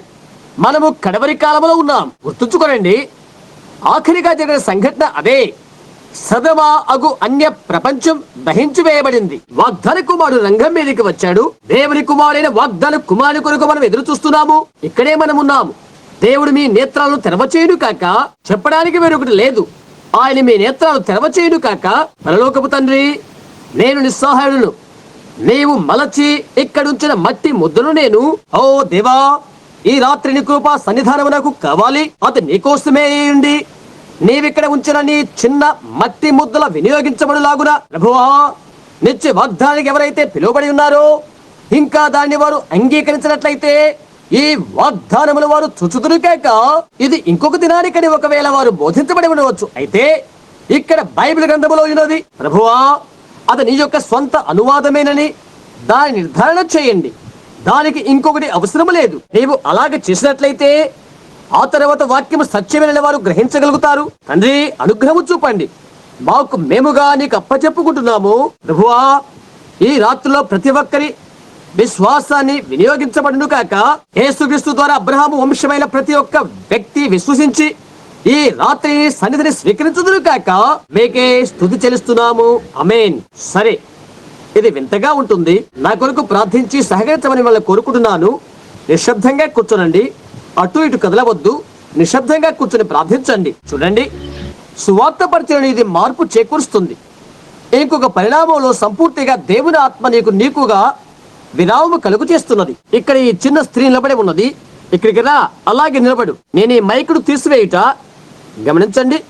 జరిగిన విషయం ఏంటో నాకు తెలియదు. కొన్నిసార్లు మీకు తెలిసి ఉంటుంది. మైక్ ద్వారానే నేను తెలుసుకుంటాను. అదే మార్గం, అవునా? వారు దాన్ని పట్టుకోవాలని అనుకుంటున్నాను. అదేంటో నాకు తెలియదు. సరే, మనం ఇప్పుడు ఒకరికొకరు ఎరుగున వారము. నా జీవితంలో నేనెన్నడూ నిన్ను చూడలేదు. నీవెవరో నాకు తెలియదు. అయితే నీవు నాకంటే ఎంతో చిన్నదానవు. బహుశా కొన్ని మైళ్ళ వ్యత్యాసములోనూ కొన్ని సంవత్సరాల తేడాతోనూ మనం జన్మించాము. ఇదే ప్రథమంగా మనం కలుసుకోవడం, అవునా? అలాగైతే నీ చేయి పైకెత్తు, ప్రజలు చూస్తారు. ఇక్కడ కేవలం ఒక స్త్రీయే నిలబడి ఉన్నది. చూడు, లేఖనాలకు వెళ్ళి చూడు. యోహాను సువార్త 4వ అధ్యాయం తీసుకుందాం. ఇంటికి వెళ్ళిన తర్వాత మీరంతా చదవండి. ఈ స్త్రీ అలాంటి స్త్రీని పోనిది కాదు, నాకు తెలియదు. నేను యేసుక్రీస్తును కానని మీకు తెలుసు. అయితే ఆయన ఇక్కడ ఉన్నారు, అది ఆయనలో ఉన్నారు. బావి దగ్గర ఉన్న స్త్రీకి ఆయన చేసిన రీతిగానే ఆయన ఆత్మ మనలను అభిషేకించి ఆమె బాధను మనకు తెలుపగలరు. ఒకటే విషయం, ఆ విధంగానే ఆనాటి నాయకులు, యాజకులు ఈ మనుషుడు బయల్జెబూబు, దయ్యము, సోది చెప్పేవాడన్నారు. ఈ స్త్రీ అయితే, అయ్యా నీవు ప్రవక్తవని గ్రహిస్తున్నాను అని అన్నది. మెస్సయ్య వచ్చునని మాకు తెలుసు, అదే ఆయన యొక్క గురుతు, అది యథార్థమైన ఎంతమందికి మీకు తెలుసు? ఆయన నిన్న నేడు యుగాలు ఒక్కటే రీతిగా ఉన్నట్లయితే ఈ రాత్రి కూడా ఆ సూచన అదే కదా? కాలం అంతమవునప్పుడు అది అలాగుండని ఆయన చెప్పలేదా? చూడండి, అబ్రహాము సంతానానికి ఆయన తన వాగ్దానము నెరవేర్చును. ఇక్కడ ఉన్నవారిలో అది తప్పని ఎవరైనా తలంచినట్లయితే ఇక్కడికి వచ్చేసి అదే పని మీరు చేయండి. అలా కనట్లయితే దాని గురించి వేరే ఏమి చెప్పవద్దు. మీకు ఈ తరుణం ఇవ్వబడినది. క్రీస్తు నామమున దేవుని మహిమా ప్రభావాల కొరకై ప్రతి ఆత్మను నా స్వాధీనమంచుకుంటున్నాను. యవనస్తులారా, ఓ క్షణం మీతో నేను మాట్లాడతాను. బావి దగ్గర ఉన్న ఆ స్త్రీతో ప్రభు మాట్లాడినాడు. మీకు తెలుసా, నాకు నీళ్లు ఇవ్వమని ఆయన అడిగాడు. ఆయన చేసిందేంటి? యోహాను సువార్త 5వ అధ్యాయంలో ఆయన చెప్పింది గమనించండి. నిశ్చయంగా మీతో చెప్పున్నదేమనగా, కుమారుడు అనగా శరీరము ఆయనలో ఉన్నవారు నేను ఏమి చేయను, తండ్రి చేసినవి ఆయన చూచినప్పుడే తండ్రి ఏమి చేయనో అది కుమారుడికి చూపును. గమనించారా? నాకు నేనుగా ఏమి చేయను, తండ్రి ఏది చేయుట కుమారుడు చూచునో అది చేయను. ఆ తర్వాత దర్శనం ద్వారా దేవుడు ఆయనకు చూపనది యేసు ఏ అద్భుతము చేయలేదు. ఆయన చెవిలో చెప్పడము కాదు, ఆయనకు చూయించడము. నేనేమి చూతునో వినుట కాదు, తండ్రి చేయునని చూశాడు. అదే మోషేలేని ప్రవక్తగా ఆయనను చేశాను. మోషే చెప్పినట్లుగా ఆయన తండ్రిని ఎరుగును. ఆయన ఎరుకుకు వెళ్తున్నప్పుడు అయితే ఆయన సమరయ గుండా వెళ్ళవలసి ఉండెను. ఆయన సుకారు అను గ్రామం వద్దకు వచ్చారు. గమనించండి, సమరయులు మెస్సయా కొరకు ఎదురు చూస్తున్నారు, యూదులు అందుకొరకే ఎదురు చూస్తున్నారు. వారికి ఆయన సూచన చూయించాడు. ఆ సూచన జరిగిన వెంటనే ఫిలిప్పు, నతానియేలు, పేతురు వారంతా ఇలా చెప్పారు, నీవు దేవుని కుమారుడు అని. బోధకుడైతే ఇలా అంటున్నాడు, ఈ మనుషుడు బయల్జెబూబు అని. అయితే గుర్తుంచుకోనండి, అన్యులమైన మనము ఆంగ్లో సాక్సన్ వారమై ఉంటున్నాం. ఎలాంటి మెస్సయ కోసం మనం ఎదురు చూసట్లేదు. మనం అన్యజాతి వారము, రోమీలము మొదలగు వారము. మనం ఎటువంటి మెస్సయ కోసం ఎదురు చూసట్లేదు. ఎవరైతే ఎదురు చూస్తున్నారో వారి కొరకే ఆయన వచ్చాడు. అయితే సమరులైతే ఆయన కొరకు ఎదురు చూస్తున్నారు. అందుచేత ఆయన వారి దగ్గరకు నడిపించబడవలసి ఉండెను. ఆయన బావి యొద్ద కూర్చున్నాడు. ఒక యవనస్తురాలు, బహుశా నీ వయసు ఉండవచ్చు, ఆమె వచ్చేసింది. ఆమె దుష్కీర్తి గల స్త్రీ. మీరు ఆ కథ చదివి ఉంటారని అనుకుంటున్నాను. స్త్రీ, నీళ్లు దయచేయమని ఆయన అడిగాడు. ఓ సమరైన వారు యూదుల అలా అడుగుట అది పద్ధతి కాదు అని ఆమె చెప్పింది. నీతో మాట్లాడుతున్నది ఎవరో నీ విరిగి ఉంటే నీవే నన్ను దాహానికి అడుగుదు అని ఆయన అన్నారు. అలాగే సంభాషణ కొనసాగుతుంది. చిట్ట చివరికి ఆమె తప్పిదమెక్కడో ఆయన కనుగొన్నాడు. అదేమై ఉంటుందో మీకు గుర్తుండి ఉంటుంది. ఆమెకు చాలా మంది భర్తలున్నారు. నువ్వెళ్ళి నీ భర్తను తీసుకునిరా అని ఆయన అడిగాడు. ఆమె చెప్తుంది, నాకు ఎవ్వరూ లేరు అన్నది. చెప్పాడు, నీవు సరిగ్గా ఉత్తరమిచ్చినవి, నీకు 5 పెనిమిట్లున్నారు. ఇప్పుడు నీతో ఉంటున్నవాడు నీ భర్త కాడు. అయ్యా, నీవు ప్రవక్తవని గ్రహిస్తున్నాను. మెస్సయ్య వచ్చుడమే వెరుగుదము. ఆయన వచ్చినప్పుడు ఈ సంగతులు మాకు చెప్తాడు. నేనే ఆయనని ఆయన చెప్పారు. ఆమె ఆ నీటికున్న అక్కడనే విడిచిపెట్టి పట్టణంలోనికి పరిగెత్తి, నేను చేసినవని నాతో చెప్పిన మనిషిని చూడండి, ఈయన మెస్సయ్య కాడా? వారికి 400 సంవత్సరాల వరకు ప్రవక్త లేడు. ఇక్కడైతే మెస్సయ్య అని చెప్పుకున్న మనుష్యుడు, ప్రవక్తగా నిర్ధారణ చేయబడినవాడు, మెస్సయ్య గుర్తును చూయించాడు. అదే విషయాన్ని నమ్మటానికి ఇది దోహదమవుతుందా? ఆయన అదే కార్యాన్ని చేసినట్లయితే ఆయన నిన్న నేడు యుగయుగములు ఒక్కటే రీతిగా ఉన్నాడన్నది ఆయన చేయునని ఈ లేఖనాల ద్వారా వాగ్దానము చేశాడు. కూడిన సమూహం అంతా విశ్వాసాన్ని కలిగి ఉన్నదా? మూత్రపిండాల జబ్బుతో నీవు బాధపడుతున్నావు. అది వాస్తవమైతే నీ చేయి పైకెత్తు. అది నా ముఖములో ఎందుకు ఎగిరి పడుతుంటుందట? అది అతను ఊహించి ఉండును, నేనెన్నడూ ఊహించలేదు. ఇక్కడ ఏమి మంచి వ్యక్తే, నీవు నన్ను నమ్ముతున్నావా? నేనెన్నడూ అది ఊహించలేదు. నేను ఇంకొకటి చెప్తాను, నీ భర్త నీతో కూడా ఉన్నాడు, అతడు బాధతోనే ఉన్నాడు. అవును కదా? వెన్నుపూచ బాధ. అవును, అవునా? నీతో ఒక చిన్నపిల్లవాడు ఉన్నాడు, అతడు జబ్బుతో ఉన్నాడు. అతనికై ప్రార్థన కోరుతున్నావు. అతనికి కళ్ళ జబ్బు. అవునా? నీతో ఇంకో చిన్న అమ్మాయి ఉన్నది, ఆమె మూత్రపిండాల జబ్బుతో ఉన్నది, నీ మాదిరిగానే. అవునా? నీవు ఇప్పుడు నమ్మితే నీవు బాగుపడతావు. నమ్ముతున్నావా? దేవుడు నిన్ను దీవించును. ఆరోగ్యవంతురాలవై నీ మార్గాన వెళ్ళు. ఆయన నిన్న నేడు యుగయుగాలు ఒక్కడే రీతిగా ఉన్నాడని నీవు నమ్ముతున్నారా? ఏంటది? ఆయన ఏమి చేయబోతున్నాడు? అబ్రహాము సంతానమైన మీకు ఆయన మృతుడు కాదని తెలియపరుచుకుంటున్నాడు. నేను ఆ విషయాలను చేయలేను. ఆయన మృతుడు కాదు. అయితే ఆయన సజీవుడై శత్రువు గవిని స్వాధీనపరచుకునే హక్కును ఆయన తొయిస్తున్నాడు. అంతే. క్షణం క్రితం ఇక్కడికి వచ్చిన ఈ స్త్రీ మనమంతా ఒకే యుగములో ఎక్కడో ఒక చోట ఉంటున్నామని నేను అనుకుంటున్నాను. మేము ఎరిగినంత వరకు ఒకరినొకరును తెలుసుకునే వారము. తెలియదు మాకు. నాకు తెలియదు. మనం పరాయి వారమే. నిన్ను గురించి నాకేమి తెలియదు. అది వాస్తవమైతే నీ చేయి పైకెత్తు. గమనించు. ఇప్పుడే నీకు ఒకరు ప్రార్థన కార్డు ఇచ్చారు. అందుకు నీవు ఇక్కడ ఉన్నావు. అవునా? యేసు చేసినట్లయితే, నేను ఏదైనా చెప్పినట్లయితే సోదరు ఓల్ రాబర్ట్స్ స్థలాన్ని నేను ఆక్రమించిన వాడిని అవుతాను, లేక ఇంకో గొప్ప విశ్వాసపరచుని స్థానాన్ని నేను ఆక్రమించిన వాడిని అవుతాను. అమ్మా, ఏంటి నీకు బాధ అని నేను అడగవచ్చు. నాకు ఇది అది అని నీవు చెప్తావు. అది అతనికి సరిపడకపోవచ్చు. గమనించారా? నాకు అది తెలియదు. లేక ఉన్న బలహీనత ఏంటో నీవు చెప్పవచ్చు వారికి. అతను నీ మీద చేతులుంచి రోగుల కొరకు ప్రార్థన చేయడానికి దేవుడు నన్ను పంపాడు అని చెప్తాడు. నీవు నమ్ముతున్నావా? అవును. దేవునికి మహిమ కలుగును గాక. నమ్మి వెళ్ళు. అది మంచిదే. అది మంచిదే. దేవుడిది వాగ్దానము చేశాడు. అయితే చూడండి, ఆ దినము కంటే మరో దినములో మనము జీవిస్తున్నాము. సొదొమ దినాలలో ఎలాగుండునో నేను చేసిన కార్యాలను మీరును చేదురని యేసు వాగ్దానము చేశాడు. నీవెవరై ఉన్నది దేవుడు నాకు చెప్పినట్లయితే అది సత్యమో అసత్యమో నీవు తెలుసుకుంటావు. నీవు ఏమి చేయనై ఉన్నది ఆయన నీకు చెప్తాడు. అది సత్యమైతే ఇది సత్యమే అవుతుంది. ఆయన నీకు అదేమిటో చెప్పినట్లయితే నాకైతే తెలియదు. నీ బాధ ఏంటో అది ఆయన నాకు చెప్పినట్లయితే కూడిక సమూహమా, మీరు నమ్ముతున్నారా? నేను వాస్తవంగా అపోవలసి ఉన్నది. ఒకప్పుడు కొంతకాలం క్రితము ఆ వ్యక్తి ఇక్కడ ఉన్నప్పుడు అది నిర్ధారించబడవలసి ఉన్నది. యేసు ఒకప్పుడు అది చేశాడు. ఏనాడు మరోసారి ఆయన చేసి ఉండలేదు. సుఖాలలో ఉన్న ప్రతి ఒక్కరూ ఆ స్త్రీ సాక్ష్యాన్ని నమ్మారు. ఆమె అపకీర్తి కలిగిన ఆ స్త్రీ వచ్చి ఆ విధం చెప్పినప్పుడు వారు అది నమ్మారు. మీ అందరి ఎదుట ఒక క్రైస్తవుడు వేదికను విడిచి వెళితే ఆమేన్ మనం తలంచక మునిపే ఉన్నటువంటి విషయాలను దేవుడు నిరంతరము రుజువు చేయును కాక. అబ్రహాము సంతానమైన మహా జయశాలి అలాగూ చేయును కాక. అబ్రహాములే ఒకప్పుడు అబ్రహాము చేశాడు. ఆ తర్వాత ఆయన నాశనము చేశాడు, మరలాది చేశాడు. అబ్రహాము ఎప్పుడు కూడా దేవుని నమ్ముకునే ఉన్నాడు. నీ కోసం నీవు ఇక్కడ ఉండడం లేదు. ఇంకోరు కొరకు నీ ఇక్కడ ఉంటున్నావు. ఆమె ఒక స్త్రీ. ఆమె నీ సోదరి. ఆమె మరణ ఛాయల్లో ఉన్నది. అయ్యో, ఆమె మధుమేహ వ్యాధితో బాధపడుతున్నది. ఆమె ఇక్కడ ప్రాంతానికి చెందింది కాదు. ఆమె చిత్రనీల ప్రాంతమగు లూసియానకు చెందింది. కూడిన సభికులు తెలుసుకోవాల్సిన ఇంకో విషయం ఇక్కడ ఉన్నది. చాలా జబ్బుతో ఉన్నటువంటి కుమార్తె నీకు ఒకరు ఉన్నది. కూటానికి రావాలనే ప్రయత్నించింది. ఆమెకు చంద్రరోగము. అది నిజమే. అవును కదా? ఇప్పుడు నమ్ముతున్నావా? నీ అబ్రహాము సంతానమైతే నమ్మి నడిచి వెళ్ళు. యేసుక్రీస్తు నామమున స్వస్థత పొందువు కాక. మీరు నమ్ముతున్నారా?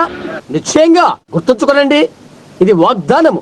ఆయన చేస్తానని ఆయనే చెప్పాడు. ఆయన వాగ్దానాన్ని ఆయన నిలబెట్టుకుంటాడు. ఎలా ఉన్నారు? మనం ఒకరికొకరము తెలియనటువంటి వారము. నీవెవరో నాకు తెలియదు, అయితే దేవునికి తెలుసు. నీ బాధ ఏంటో దేవుడు నాకు తెలియజేసినట్లయితే నీవు నమ్ముతావా? అప్పుడు ఆత్మ సంబంధమైన శక్తి వల్ల వచ్చిందని నీవు తెలుసుకుంటావు. నీ ఊహించగలిగేవి రెండు విషయాలే ఉన్నవి. అది జరిగిన తర్వాత అది వివరణ చేయలేటువంటిది ఉంటున్నది. ఎందుకంటే అది అసాధారణ సంభవము. అది నమ్మశక్యము గాని నిజం అది తర్కింప వీలుపడింది. అయినప్పటికీ అది నిజం. అదే నమ్మశక్యము కాని నిజమవుతుంది. అది సత్యము కాదా అని ఇప్పుడు నీ వెరుగునప్పటికీ ఆయన నీకు సత్యమే చెప్పాడని నీవు తెలుసుకుంటావు. జ్ఞాపకముచ్చుకో, నీవెవరో నాకు తెలియదు. నేను కాక మరొక్కరు ఉండవలసి ఉన్నది. నీవు పరిశీలి మాదిరిగా ఇది ఒక దురాత్మని చెప్పినట్లయితే అప్పుడు దాని ఫలితాన్ని నీవే పొందుకుంటావు. అది క్రీస్తు అని నమ్మినట్లయితే ఆయన ఫలాన్ని పొందుతావు. నీవు నమ్ముతున్న కారణం ఏదంటే ఈ దినానికి ఆయన వాగ్దానము చేశాడు కాబట్టి. ఆ కాలం నుండి ఇప్పటికీ కాదు, ఇది కడవరి కాలానికి అది వర్తింపజేస్తున్నది. ఎప్పుడు ఒకరు నీ ముందే నీకు దర్శనమిస్తుంటారు. అతడు నిరసన వెంట్రుకలు గల పురుషుడు. అతడు నీ భర్త. అక్కడ కూర్చొని ఉన్నాడు. కణితి క్యాన్సర్ తో కప్పబడి అతని స్వస్థతను అంగీకరించిన కొరకు సంసిద్ధంగా ఉన్నాడు. అతడు నీకు మూత్రపిండాలు, గాలి సంచి జబ్బు ఉన్నది. మీరు శ్రీమతి లిటిల్, అవునా? హృదయపూర్తిగా నమ్మి స్వస్థత పొందు. అతడు లేక వారి పేరు నీవు చెప్పావు. నిశ్చయమే యోనా కుమారుడైన సీమోను నీవు అని పేతురుతో ఆయన చెప్పలేదా? ఇక్కడ ఒక పురుషుడు ఉన్నాడు. మేమొకరు ఒకరము అపరిచితులము. అయ్యా, మీరు నాకు తెలియదు, నీవు ఇలాంటి మనిషివి. పేతురు ప్రభు యేసు యొద్దకు వచ్చిన రీతిగా మనము వస్తున్నాము. నేను ఆయన సేవకుని నీవు నమ్ముతున్నావా? నేను చెప్పిందంతా సత్యమేనా నమ్ముతున్నావా? నీవు నమ్మినట్లయితే నేనుగా నీకేమైనా చేయాలనుకుంటే నేను చేయగలను. అయితే నేను చేసేది ఏమీ లేదు, ఆయన ముందుగానే చేశాడు. దాన్ని నువ్వు నమ్మాలి. గమనించు, అది నేను కాదు, అది నేనైతే నేను చేయగలిగినంతా నేను చేస్తాను. అయితే ఆయన నాకు ఒక వరాన్ని అనుగ్రహించాడు. నేను దాన్ని ఆయన ఎదుట వదులు చేయవలసి ఉన్నది. ఆయన మాట్లాడుతాడు. నీవది నమ్ముతున్నావా? కూడుకొని ఉన్నటువంటి సభికులంతా మీరది నమ్ముతున్నారా? ఒక వ్యక్తిని నేను కనుగొనాలి. నీకు అనేకమైన బలహీనతలు ఉన్నవి. నీ కొడుకు ఉబ్బుతుంది. అదే చాలా ముఖ్యమైన సమస్య నీకు. ఇక్కడ ఇంకో విషయం, ఇక్కడ ఒక స్త్రీ కల్పిస్తుంది. ఆమె నీ భార్య. నీ భార్యలో ఉన్న బలహీనత ఏదో దేవుడు నాకు తెలియపరచగా నీవు నమ్ముతున్నావా? ఆమె నోటి బాధ అది ఆమె పండ్లకు సంబంధించింది. అవునా? సీమోను పేతురు ఎవరైంది చెప్పగలిగిన ఆ యేసే నీ విషయం నాకు తెలియపరచగా నీవు నమ్ముతున్నావా? అది నిన్ను మరీ నమ్మకస్తునిగా చేస్తుందా? అది చేస్తుంది. ఆస్కర్ బార్నస్, అవును కదా? స్వస్థత పొంది నీ దారిని వెళ్ళిపో. నేను మీకు పరాయి వ్యక్తిని. నీవెవరో నాకు తెలియదు, దేవునికి తెలుసు. నీ బాధ ఏంటో ఆయనకు తెలియచెప్పగా నమ్ముతున్నావా? నీ హృదయపూర్తిగా నమ్ముతున్నావా?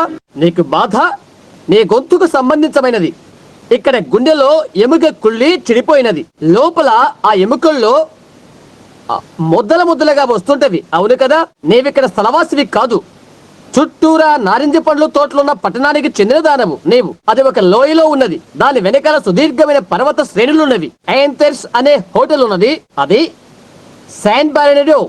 అక్కడి నుండి నీవు వచ్చావు. వెళ్ళు. నమ్మితే యేసుక్రీస్తు నిన్ను బాగు చేస్తాడు. క్యాన్సర్ ను బాగు చేయనిది ఒకటి, అది దేవుడు. ఆయన నిన్ను స్వస్థపరుస్తానని నమ్ముతున్నావా? నమ్ము. వెళ్ళు. ప్రభు చిన్నదాన్ని స్వస్థపరచును కాక. నీవిక్కడ ఉండుట కారణం ఏదంటే నువ్వు ఎంతో నరాల బలహీనత గల దానవు. నిజంగా విసుగు చెందావు. ఈ నరాల బలహీనత వలన నీ ఉదరం ఒక విధంగా అయిపోతుంది. నీకు ఆహారం జీర్ణము కాదు. నీ నోట్లోనికి వచ్చేస్తుంది. నీ నోట ఒక విధమైన రసం ఊరుతుంది. మధ్యాహ్నం వేళ అయిన తర్వాత నీవెంతగానో అలసిపోతావు. నీ కడుపులో పెప్టిక్ అల్సర్ అనేది ఉన్నది. యేసుక్రీస్తు దాన్ని తెలియచేయగలరని నీవు నమ్ముతున్నావా? వెళ్ళు. ఈ రాత్రి భోజనం చేయి. నీవు పూర్తిగా నమ్ము. యేసుక్రీస్తు నిన్ను స్వస్థపరచును. ఎలాగున్నారు మీరు? అనేకమైన బాధలు మీకున్నవి. అందులో ప్రాముఖ్యంగా మీరు బాధపడేది ఏంటంటే కీళ్ల వాత వల్ల నీవు వంగిపోతున్నావు. దేవుడు నిన్ను బాగు చేయని నమ్ముతున్నావా? స్వస్థత పొందు. ప్రభువైన యేసు, నా సహోదరికి దృష్టిని దయచేయమని నేను నిన్ను ప్రార్థన చేస్తున్నాను. స్త్రీ సంబంధమైన బలహీనత ఆమె నుండి తీసివేయి. కీళ్ల వాతం నుండి బాగు చేయి. యేసు నామమున ఆమేన్. నమ్మి వెళ్ళు. ఆయన చేస్తాడు. అది బాగవుతుంది. అనుమానపడవద్దు. నడుస్తూ ఉండు. నీ హృదయంతో నమ్ము. గుండె జబ్బు భయంకరమైనది. అయితే క్రీస్తు గుండెను బాగు చేస్తాడని అది నమ్ముతున్నావా? నమ్మి వెళ్ళు. అది జరిగి తీరుతుంది. వికలాంగునిగా ఉండబోతున్నావు అనుకుంటున్నావా?